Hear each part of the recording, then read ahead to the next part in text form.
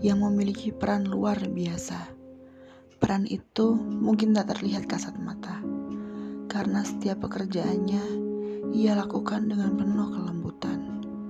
Tapi sadarkah kita bahwa peran yang dia emban dapat mengubah satu keluarga, satu generasi, bahkan satu dunia. Setiap anak, baik itu bayi, kecil, remaja, ataupun dewasa, tak pernah berhenti untuk mencarinya. Baik dikala senang, tertawa, ataupun berduka, dia akan menjadi orang paling bahagia di dunia ini saat ia melihat anaknya berbahagia. Dan begitu pula, ia akan lebih terpuruk melebihi siapapun saat ia melihat buah hatinya berduka. Tentu, hatinya bukanlah baja, tapi percayalah, di dunia ini tidak ada hati terkuat melainkan hati mereka. Sosok inilah yang biasa kita sebut ibu. Ibu adalah orang pertama yang harus kita muliakan sebelum kita memuliakan orang lain. Mengapa? Karena ibu berkorban lebih banyak untuk kita. Ibu mengandung, melahirkan, dan juga membesarkan kita. Perjuangan ibu dalam mengandung kita bukanlah hal yang mudah. Perutnya yang awalnya rata dan indah, namun saat mengandung ia relakan perutnya membesar dan kehilangan keindahannya.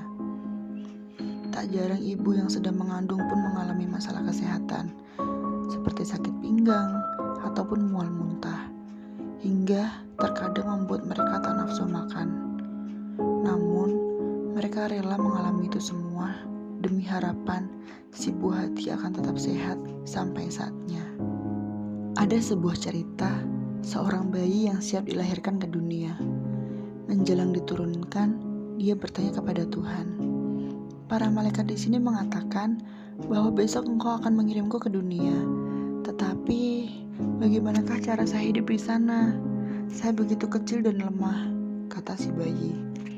Tuhan pun menjawab, "Aku telah memilih satu malaikat untukmu. Ia akan menjaga dan mengasihimu. Tapi di surga apa yang saya lakukan hanyalah bernyanyi dan tertawa. Ini cukup bagi saya untuk bahagia." Demikian kata si bayi. Tuhan pun menjawab, "Malaikatmu akan bernyanyi dan tersenyum untukmu setiap hari, dan kamu akan merasakan kehangatan cintanya dan lebih berbahagia." Si bayi bertanya kembali, "Dan apa yang dapat saya lakukan ketika saya ingin berbicara denganmu?" Sekali lagi Tuhan menjawab, "Malaikatmu akan mengajarkan bagaimana cara kamu berdoa." Si bayi belum puas. Ia bertanya kembali, "Saya mendengar bahwa di bumi banyak orang jahat. Siapa yang akan melindungi saya?" Dengan penuh kesabaran, Tuhan menjawab, "Malaikatmu akan melindungimu dengan taruhan jiwanya sekalipun." Si bayi melanjutkan pertanyaan kembali, "Tapi saya akan bersedih karena tidak melihat engkau lagi." Dan Tuhan menjawab, "Malaikatmu akan menceritakan kepadamu tentang aku, dan akan mengajarkan bagaimana agar kamu bisa kembali kepadaku, walaupun sesungguhnya aku selalu ada di sisimu." Saat itu surga begitu tenangnya, sehingga suara dari bumi dapat terdengar, dan si bayi dengan suara lirih bertanya, "Tuhan, jika saya harus pergi sekarang, bisakah Engkau memberitahuku siapa nama malaikat di rumahku nanti?" Tuhan menjawab, "Kamu dapat memanggil nama malaikatmu dengan sebutan Ibu. Kenanglah Ibu yang menyayangimu. Untuk Ibu yang selalu meneteskan air mata ketika kau pergi. Ingatkah engkau ketika ibumu rela tidur tanpa selimut demi melihat tidurmu nyenyak dengan 2 selimut membalut tubuhmu? Ingatkah ketika jemari ibu mengusap lembut kepalamu? Dan ingatkah engkau ketika air mata menetes dari mata ibumu ketika ia melihatmu terbaring sakit? Sesekali jenguklah ibumu yang selalu menantikan kepulanganmu di rumah tempat kau dilahirkan. Kembalilah, mohon maaflah kepada ibumu yang selalu merindukan senyumanmu. Jangan biarkan kau kehilangan saat-saat yang akan kau rindukan di masa datang, ketika ibu telah tiada. Tak ada lagi di depan pintu yang menyambut kita.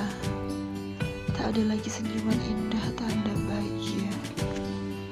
Yang ada hanyalah kamar kosong tiada penghuninya. Yang ada hanyalah baju yang digantung di lemarinya. Tak ada lagi, dan tak akan ada lagi yang meneteskan air mata mendoakanmu di setiap hembusan nafasnya. Pulanglah dan kembalilah segera. Peluklah ibu yang selalu menyayangimu. Ciumlah